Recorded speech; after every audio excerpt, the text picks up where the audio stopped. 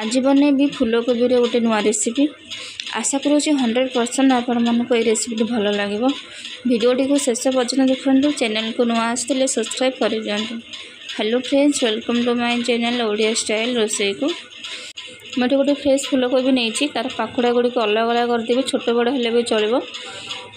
एबे गोटे कढ़ई रे पानी गरम कर लुण हलदी गुंड पकई पानी फुटीगला फूलकोबी पाखुड़ा गुड़िक पकईदेवा 10 मिनिट छाड़देवा सीझापी। फूलकोबी 50% सीझीगला, बेसी ये सीझेबार ना। किसी फ्रेश मटर पकई गैस को बंद करदेवा। मटर गरम पानी रे ही सीझीज। एबे फूलकोबी को प्लेट रे काढ़ी ठंडा होगापी किसी समय छाड़देवा। चलो मसलार प्रिपरेशन करवा। कढ़ई को गरम कर 2 चामच तेल गरम कर ऐड करवा 2टी लवंग, तापर ऐड करवा किछि गोलमरीच, एबे ऐड करवा हाफ चामच गोटा जीरा। फुटीगला परे एबे ऐड करवा 2टी मीडियम साइज पियाज जहाँ को पूरा चॉपिंग कर नहीं। टिके समय भाजला परे एबे ऐड करवा फ्रेश कुटा होइतिबा अदा रसुन छेचा।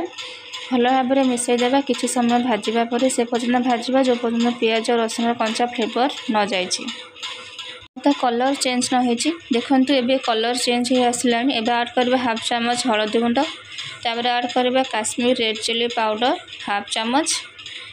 एबे आपको तेल रे भाजवा, कहीं तेल रे हलदी गुंड काश्मीर रेड चिली पाउडर पकई भाजवा द्वारा मोर कलर बहुत भल आसे आउ आखि सुंदरिया मध्य देखा जाए। देखो मोर ए भाजी होगा, कलर भी बहुत भल आसला पियाजर। एबे मु ऐड करी टमाटो। मैं 2टी टमाटो नहीं मीडियम साइज टमाटो को प्यूरी कर नहीं। आपको मसला रे भल भाव में मिसई भाजवा। टिके समय भाजी हो सारापर एबे ऐड करबा आमे गुंड मसला। प्रथम ऐड करबी गरम मसला हाफ चामच। एबे ऐड करबा हाफ चामच जीरा गुंड। एबे ऐड करबा हाफ चामच धनिया गुंड। एबे ऐड करबा हाफ चामच लंका गुंड। आमे सेतेबेले काश्मीर रेड चिली पाउडर देथिले केवल कलर पाई। एबे ऐड करबा टेस्ट अनुसार लुण। मुझे मसला रे ही लुण ऐड कर देछि। लास्ट ऐड करबा फ्रेश कुटा होइतिबा गोलमरीच गुंड हाफ चामच। एबे सबु मसला को मिसई कसिबा आउ 5 मिनिट्स कुक हवा पई ताको एमिति खोला रे ही छाड़ देबा। मसला एमिति कुक हो तो चलो आमे फूलकोबी ग्रेट कर नेबा। देखो एबे गोटे ग्रेटर नहीं, आपण पाते ग्रेटर थिबो ताले एमिति ग्रेट कर नेबे। जदि आपण माने चॉपिंग मशीन थिबो ताले फूलकोबी पकई चॉपिंग भी कर नेबे। इजिली बहुत सहज रे हे जिवो। देखो मु भलसे चॉपिंग कर नेछि। एबे आको गोटे प्लेट रे काढी रखिबा। एपटे देखो मसला आमर कुक हो गला, मसला रो तेल भी बाहरी आसलानी। एबे ऐड करबा एथरे ग्रेट कर रखिथिबा फूलकोबी को आउ फूलकोबी पकाई भल भाव में मसला सहित मिसई देबा।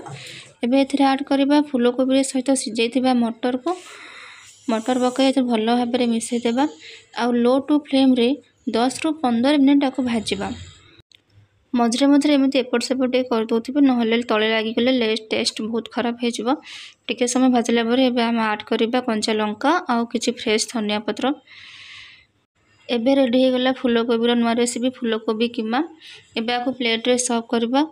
याको लच्छा परोटा बा प्लेन रुटी सहित खाई पारिबे। सांग माने रेसिपी भल लागिथिले लाइक शेयर कमेंट आउ सब्सक्राइब करबा को जम्मा भूलिबेनी।